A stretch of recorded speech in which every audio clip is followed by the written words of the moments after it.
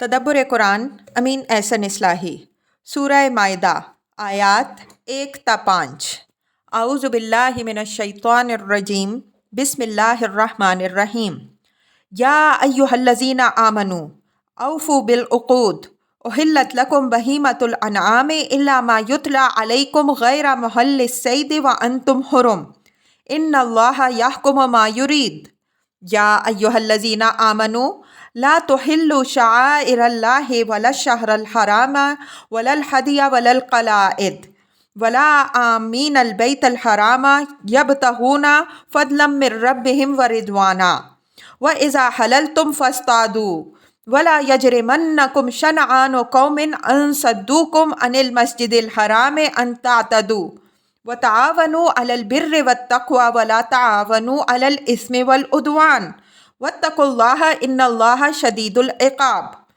حُرِّمَتْ عَلَيْكُمُ الْمَيْتَةُ وَالدَّمُ وَلَحْمُ الْخِنزِيرِ وَمَا أُهِلَّ لِغَيْرِ اللَّهِ بِهِ والمنخنقة والموقوذة والمتردية والنطيحة وما أكل السبع إلا ما زكيتم وما ذبح على النصب وأن تستقسموا بالأزلام ذلكم فسق۔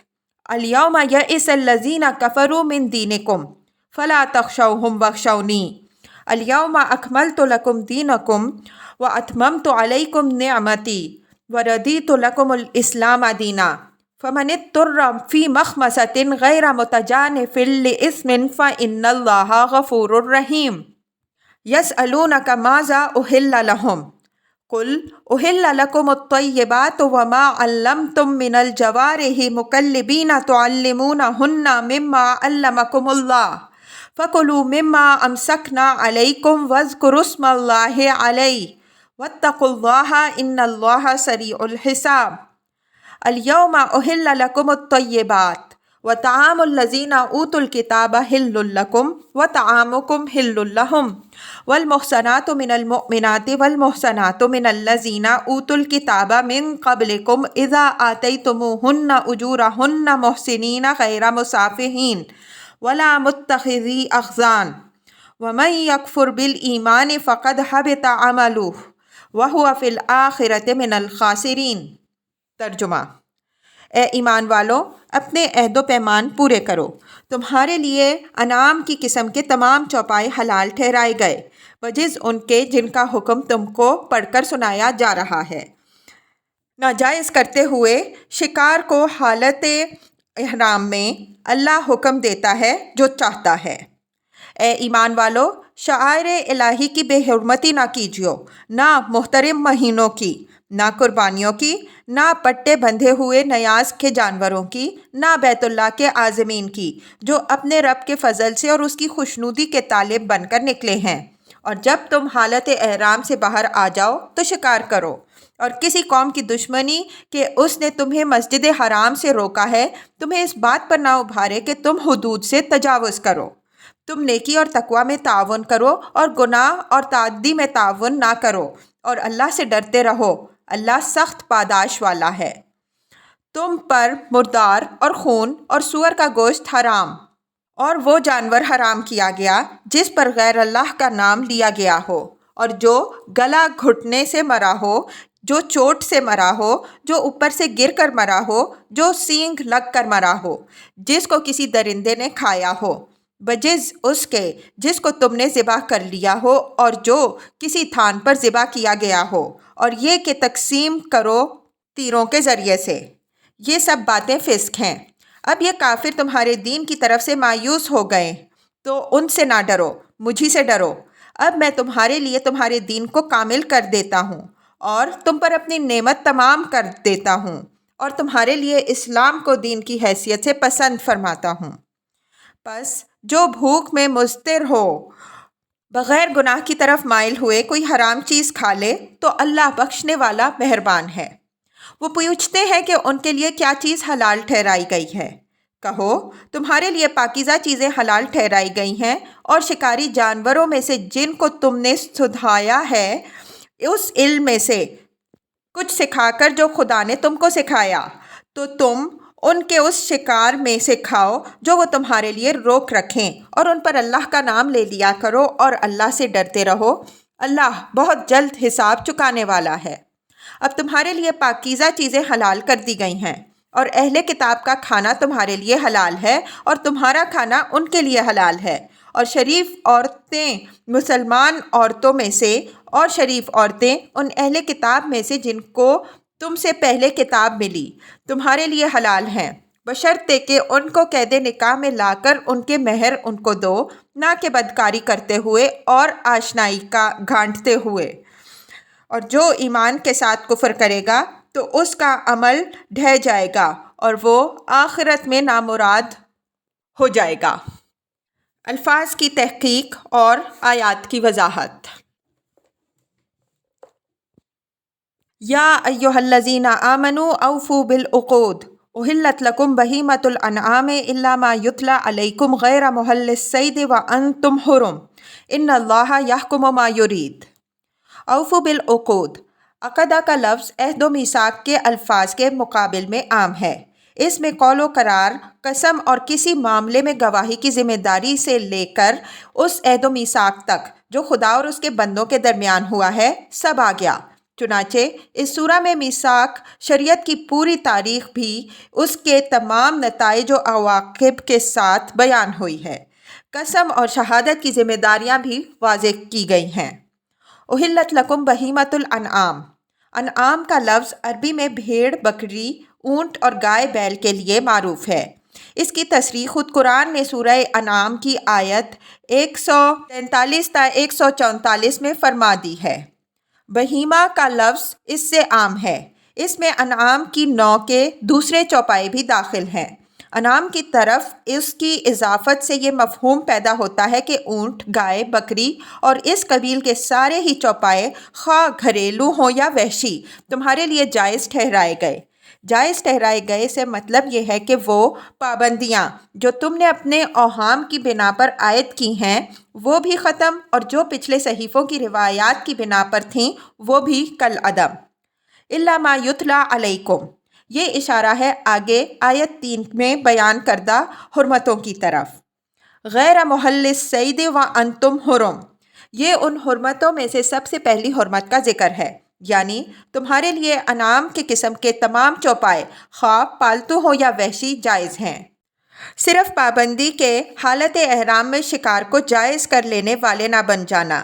اس کے حالیہ اسلوب بیان اور اس کے سب سے پہلے ذکر کرنے سے اس کی اہمیت ظاہر ہوتی ہے، جس کو اچھی طرح سمجھنے کے لیے تھوڑی سی تفصیل کی ضرورت ہے۔ ہم اوپر تمہیدی گفتگو میں اشارہ کر چکے ہیں کہ اس سورہ میں جو احکام بیان ہوئے ہیں وہ تکمیلی و اتمامی نوعیت کے بھی ہیں، اور ان میں امتحان و آزمائش کا پہلو بھی نمایاں ہے۔ اپنے اسی پہلو سے وہ اس سورہ کے لیے جو سورہ میثاق ہے موضوع قرار پائے ہیں۔ ان پر عہد لینے کے معنی ایک طرف تو یہ ہے کہ پوری شریعت کی پابندی کا عہد لیا گیا ہے، دوسری طرف یہ کہ ان چیزوں پر عہد لے لیا گیا ہے جو دوسری ملتوں کے لیے مذلۂ قدم ہو چکی تھیں۔ چنانچہ یہاں غور کیجئے تو معلوم ہوگا کہ یہ دونوں ہی پہلو ملحوظ ہیں۔ کھانے پینے کے باب میں یہاں جو حرمتیں اور حلتیں بیان ہوئی ہیں وہ بالکل آخری نوعیت کی ہیں۔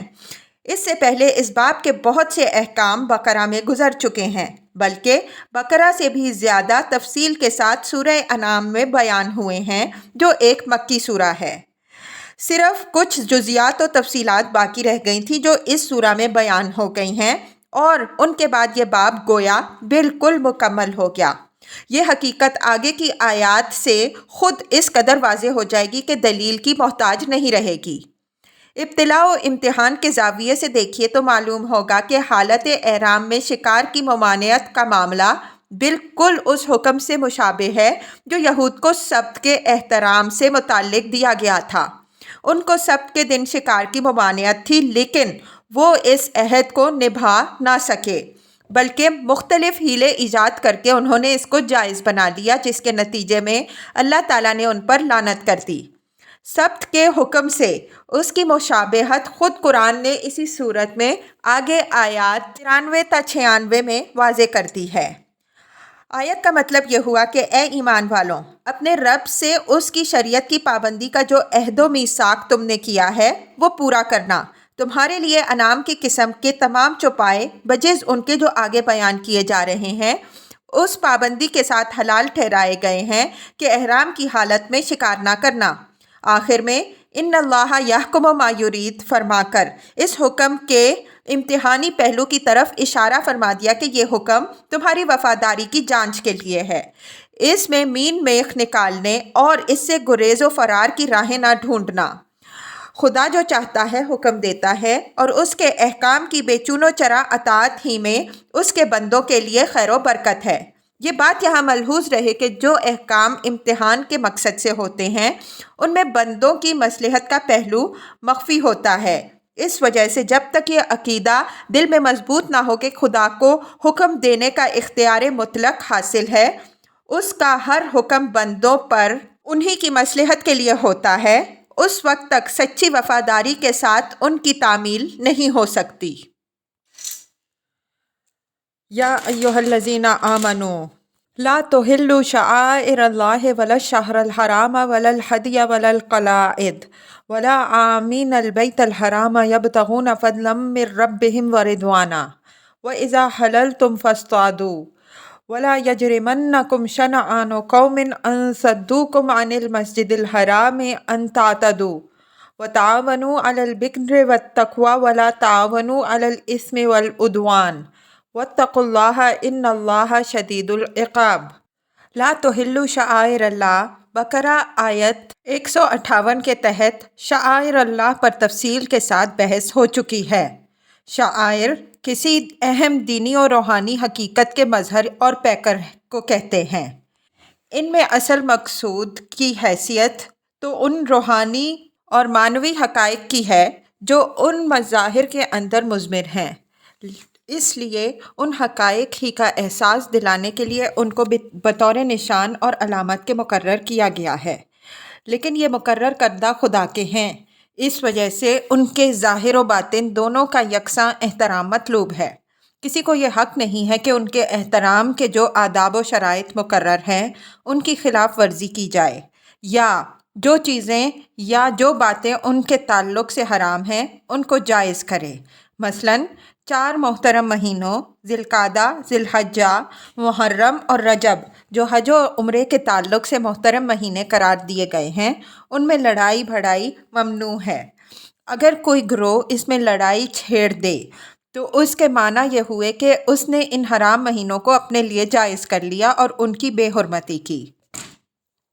ہدیہ قربانی کے جانور کو کہتے ہیں جو بطور ہدیہ خدا کے حضور میں پیش کرنے کے لیے بیت اللہ لے جائے جاتے ہیں۔ قلائد قلادہ کی جمع ہے جس کے معنی پٹے کے ہیں۔ اس میں مضاف محذوف ہے، یعنی ذوات القلائد، یعنی قربانی اور نذر اور نیاز کے وہ جانور جن کو تخصیص کے طور پر پٹے باندھ دیے گئے ہیں کہ پہچانے جائیں، کوئی ان سے تعرض نہ کرے۔ ہدی کے بعد قلائد کا ذکر عام کے بعد خاص کے ذکر کی نوعیت رکھتا ہے، اور مقصود اس سے تعرض کی سنگینی کو واضح کرنا ہے کہ جن جانوروں کے گلے میں خدا کی تخصیص کے پٹے بندھے ہیں ان پر حملہ خاص خدا کے گلے پر حملہ ہے۔ اسی طرح آمین البیت الحرام کے ساتھ یبتغون فضلا من ربہم ورضوانا کی صفت کا ذکر اس نہیں کو مؤثر بنانے کے لیے ہے جو اللہ کے بندے خدا کے فضل اور اس کی خوشنودی کی تلاش میں گھر سے نکلے ہوں، ان کو نقصان پہنچانے کے درپے ہونا خود خدا سے تعرض کرنے کے مترادف ہے۔ وَلَا يَجْرِمَنَّكُمْ شَنَآنُ قَوْمٍ أَن صَدُّوكُمْ إِلَى الْآيَةِ۔ شنآنوں کے معنی بغض و عداوت کے ہیں، اور لا یجرمنکم کے معنی تمہارے لیے سبب اور محرک نہ بنے، تمہیں آمادہ نہ کرے۔ قوم سے مراد یہاں قریش ہیں، اور ان صدوکم عن المسجد الحرام اس بغض و عداوت کے سبب کی تفصیل ہے، یعنی قریش نے تمہیں بیت اللہ سے روک کر ہر چند تمہارے ساتھ بڑی زیادتی کی ہے، لیکن اس چیز کا غم و غصہ بھی تمہیں اس بات پر نہ ابھارے کہ تم شعائر الہی کے معاملے میں حدود الہی سے تجاوز کرو، ان کے عازمین حج کے قافلوں کو یا ان کے نذر و نیاز کے جانوروں کو کوئی گزند نہ پہنچاؤ۔ وَتَعَاوَنُوا عَلَى الْبِرِّ وَالتَّقْوَىٰ إِلَى الْآيَةِ۔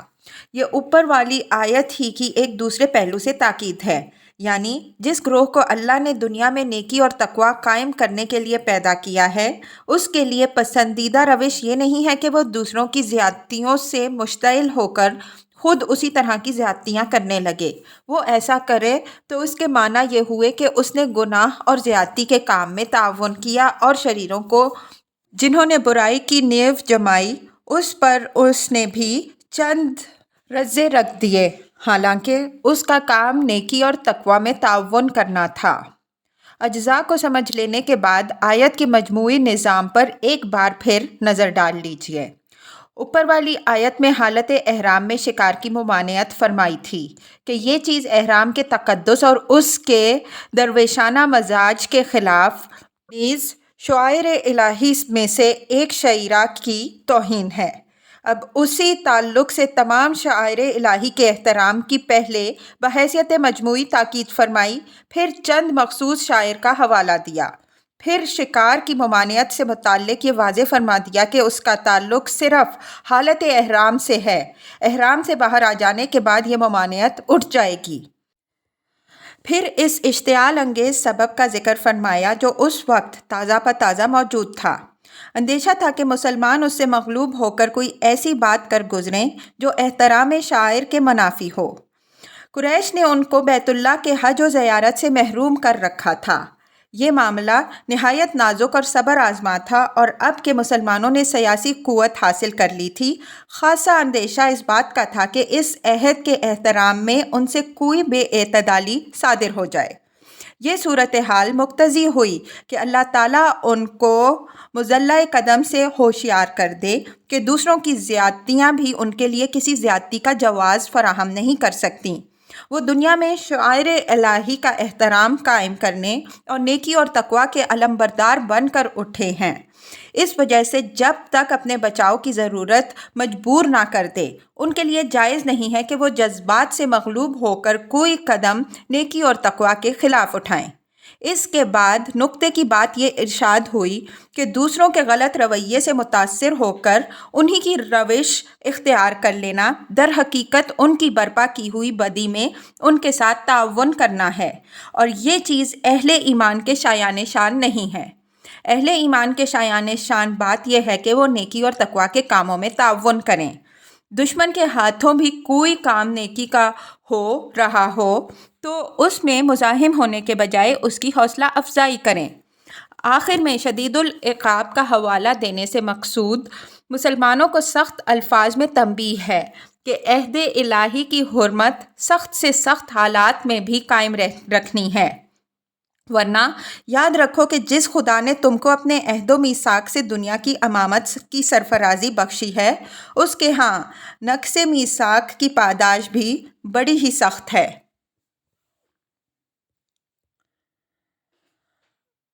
حرمت علیکم المیتۃ والدم ولحم الخنزیر وما اہل لغیر اللہ بہ والمنخنقۃ والموقوذۃ والمتردیۃ والنطیحۃ وما اکل السبع الا ما ذکیتم وما ذبح علی النصب وان تستقسموا بالازلام ذالکم فسق الیوم یئس الذین کفروا من دینکم فلا تخشوہم واخشونی الیوم اکملت لکم دینکم واتممت علیکم نعمتی وردیت لکم الاسلام دینا فمن اضطر فی مخمصۃ غیر متجانف لإثم فإن اللہ غفور رحیم۔ میتہ، دم، لحم خنزیر اور ما اہل لغیر اللہ بہ کا ذکر سورہ بقرہ کی آیت 173 کے تحت گزر چکا ہے۔ منخنقہ اس جانور کو کہتے ہیں جو گلا گھٹ کر مر جائے۔ موقوذہ جو چوٹ سے مر جائے، مثلاً کسی جانور پر دیوار گر پڑی یا وہ کسی ٹرک کے نیچے آ گیا۔ متردیہ جو اوپر سے نیچے گر کر مر جائے۔ نطیحہ جو کسی جانور کی سینگ سے زخمی ہو کر مر جائے۔ ما اکل السبع جس کو کسی درندے نے پھاڑ کھایا ہو۔ مذکورہ پانچوں چیزوں کا ذکر در حقیقت میتہ کی تفصیل کے طور پر ہوا ہے، اور اس تفصیل سے گویا اس حکم کی تکمیل ہو گئی جو بقرہ اور اس سے پہلے انعام میں بیان ہو چکا ہے۔ اس تفصیل کی ضرورت اس لیے تھی کہ بعض ذہنوں میں یہ شبہ پیدا ہو سکتا تھا کہ ایک مردار میں جو طبعی موت مرا ہو اور اس جانور میں جو کسی چوٹ یا کسی حادثے کا شکار ہو کر اچانک مر گیا ہو کچھ فرق ہونا چاہیے۔ چنانچہ یہ شبہ اس زمانے میں بھی بعض لوگ پیش کرتے ہیں، بلکہ بہت سے لوگ تو اسی کو بہانہ بنا کر گردن مڑوڑی ہوئی مرغی بھی جائز کر بیٹھتے ہیں۔ قرآن کی اس تفصیل نے اس شبہے کو صاف کر دیا۔ وما ذبح علی النصب، نصب تھان اور استھان کو کہتے ہیں۔ عرب میں ایسے تھان اور استھان بے شمار تھے جہاں دیویوں، دیوتاؤں، بھوتوں اور جنوں کی خوشنودی کے لیے قربانیاں کی جاتی تھیں۔ قرآن نے اس قسم کے ذبیحے کو بھی حرام قرار دیا۔ قرآن کے الفاظ سے یہ بات صاف نکلتی ہے کہ ان کے اندر حرمت مجرد با ارادہ تقرب و خوشنودی استھانوں پر ذبح کیے جانے سے ہی پیدا ہو جاتی ہے۔ اس سے بحث نہیں کہ ان پر نام اللہ کا لیا گیا ہے یا کسی غیر اللہ کا۔ اگر غیر اللہ کا نام لینے کے سبب سے ان کو حرمت لاحق ہوتی تو ان کے علیحدہ ذکر کرنے کی ضرورت نہیں تھی۔ اوپر وما اہل لغیر اللہ بھی کا ذکر ہو چکا ہے، وہ کافی تھا۔ ہمارے نزدیک اسی حکم میں وہ قربانیاں بھی داخل ہیں جو مزاروں اور قبروں میں پیش کی جاتی ہیں۔ ان میں بھی صاحب مزار اور صاحب قبر کی خوشنودی مد نظر ہوتی ہے۔ ذبح کرتے وقت نام چاہے اللہ کا لیا جائے یا صاحب قبر کا، ان کی حرمت میں دخل نام کو نہیں بلکہ مقام کو حاصل ہے۔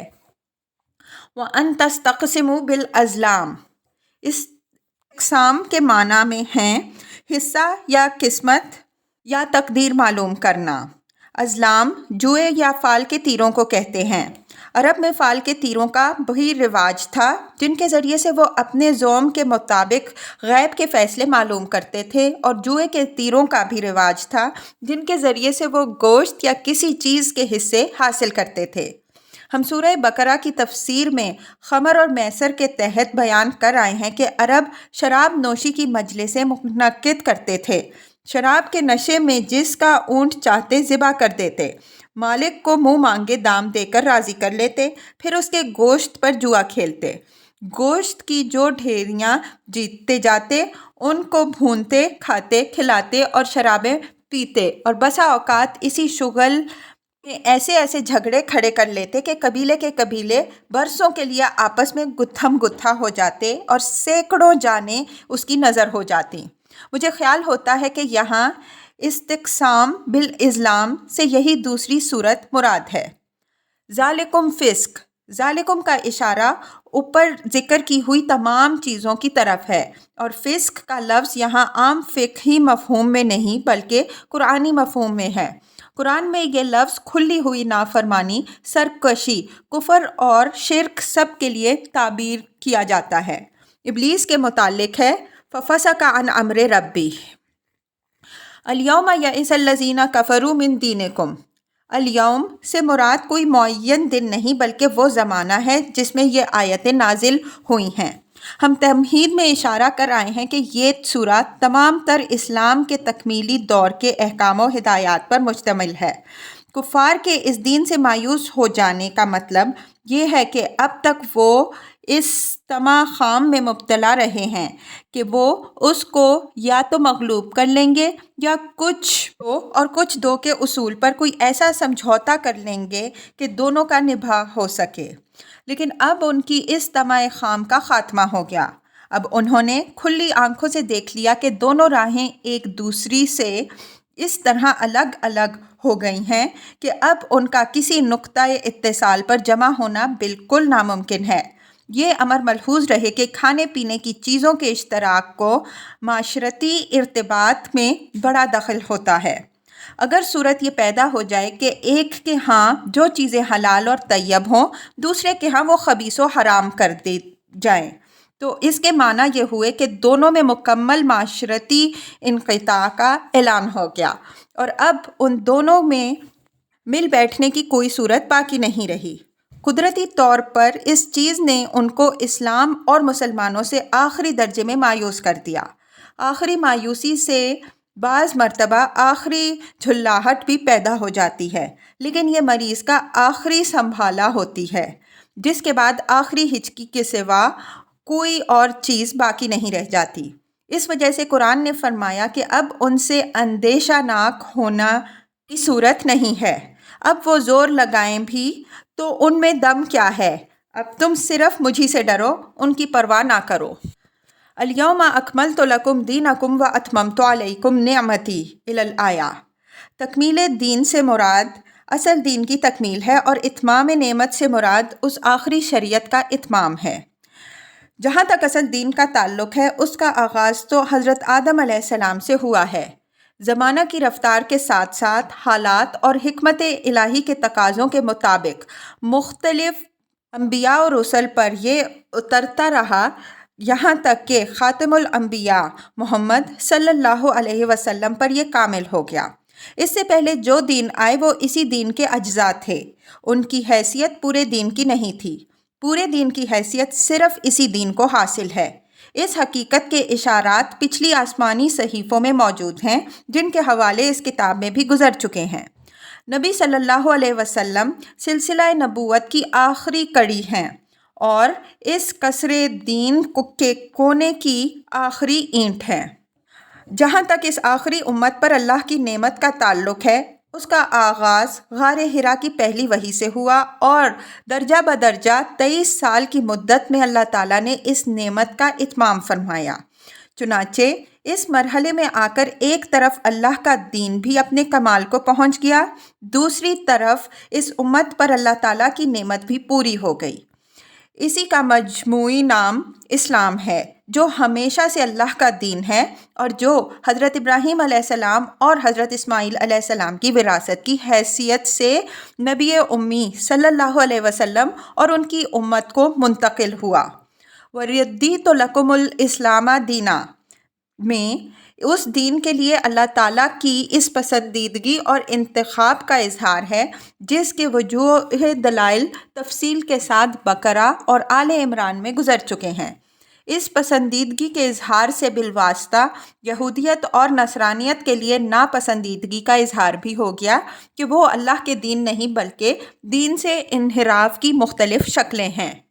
فَمَنِ اضْطُرَّ فِي مَخْمَصَةٍ غَيْرَ مُتَجَانِفٍ لِإِثْمٍ، مخمصہ کے معنی بھوک کے ہیں۔ بھوک سے مضطر ہونے کا مفہوم یہ ہے کہ آدمی بھوک کی ایسی مصیبت میں گرفتار ہو جائے کہ موت یا حرام میں سے کسی ایک کے اختیار کرنے کے سوا اور کوئی راہ بظاہر کھلی ہوئی باقی نہ رہ جائے۔ ایسی حالت میں اس کو اجازت ہے کہ حرام چیزوں میں سے بھی کسی چیز سے فائدہ اٹھا کر اپنی جان بچا سکتا ہے۔ اس کے ساتھ غیر متجانفن کی قید اسی مضمون کو ظاہر کر رہی ہے جو دوسرے مقام میں غیر باغٍ ولا عادٍ سے ادا ہوئی ہے، یعنی نہ تو دل سے چاہنے والا بنے اور نہ حد رمق کی حد سے آگے بڑھنے والا۔ مخمصہ کی قید سے یہ بات صاف نکلتی ہے کہ جہاں دوسرے غذائی بدل موجود ہوں، وہاں مجرد اس عذر پر کہ شرعی ذبح کا گوشت میسر نہیں آتا، جیسا کہ یورپ اور امریکہ کے اکثر ملکوں کا حال ہے، ناجائز کو جائز بنا لینے کا حق کسی کو نہیں ہے۔ گوشت زندگی کی بقا کے لیے ناگزیر نہیں ہے۔ دوسری غذاؤں سے نہ صرف زندگی بلکہ صحت بھی نہایت اعلیٰ معیار پر قائم رکھی جا سکتی ہے۔ غیر متجانفٍ لِإِثْمٍ کی قید اس حقیقت کو ظاہر کر رہی ہے کہ رخصت بہرحال رخصت ہے اور حرام بہر شکل حرام ہے۔ نہ کوئی حرام چیز شیر مادر بن سکتی ہے، نہ رخصت کوئی ابدی پروانہ ہے۔ اس وجہ سے یہ بات کسی کے لیے جائز نہیں ہے کہ وہ رفع اضطرار کی حد سے آگے بڑھے۔ اگر ان پابندیوں کو ملحوظ رکھتے ہوئے کوئی شخص کسی حرام سے اپنی زندگی بچا لے گا تو اللہ بخشنے والا اور رحم فرمانے والا ہے۔ اگر اس اجازت سے فائدہ اٹھا کر اپنے عز نفس کی راہیں کھولے گا تو اس کی ذمہ داری خود اس پر ہے۔ یہ اجازت اس کے لیے قیامت کے دن عذر نہیں بنے گی۔ اجزاء کی وضاحت کے بعد آیت کے مجموعی نظام پر بھی ایک نظر ڈال لیجئے۔ یہ ان حرمتوں کی تفصیل بیان ہو رہی ہے جن کا پہلی آیت میں اِلَّا مَا یُتْلَىٰ عَلَیْکُم کے الفاظ سے حوالہ دیا گیا تھا۔ اس میں پہلے ان چیزوں کا ذکر ہوا جن کی حرمت پہلے ہی بیان ہو چکی تھی۔ مزید تاکید اور تکمیل بحث کے طور پر ان کا یہاں بھی اعادہ کر دیا گیا۔ اس کے بعد میتہ کی تفصیل فرمائی کہ جس طرح طبعی موت سے مرا ہوا جانور مردار ہے، اسی طرح ناگہانی اور اتفاقی حوادث سے مرے ہوئے جانور بھی مردار ہیں۔ دونوں کا حکم ایک ہی ہے۔ اسی طرح کسی درندے کا پھاڑا ہوا جانور بھی مردار ہے، الا یہ کہ تم نے اس کو زندہ پایا ہو اور ذبح کر دیا ہو۔ اسی طرح کسی استحان پر پیش کی ہوئی قربانی اور جوئے کے ذریعے سے تقسیم کیا ہوا گوشت بھی حرام ہے۔ جس طرح غیر اللہ کے نام پر ذبح کیے ہوئے جانور کو شرک کی آلودگی سے حرمت لاحق ہو جاتی ہے، اسی طرح غیر اللہ کی خوشنودی اور جوئے کے تعلق سے ان چیزوں کو حرمت لاحق ہو جاتی ہے۔ حرمتوں کا یہ اعلان چونکہ کفار سے کامل معاشرتی انقطاع کے اعلان کے مترادف تھا، اس وجہ سے فرمایا کہ اب کفار تم سے اور تمہارے دین سے مایوس ہو چکے ہیں۔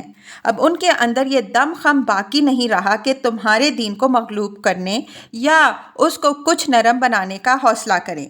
اب اگر وہ کچھ کریں گے بھی تو بس مایوسی کا مظاہرہ ہوگا، تو تم امن کی پرواہ نہ کرنا، صرف میری ہی پرواہ کرنا۔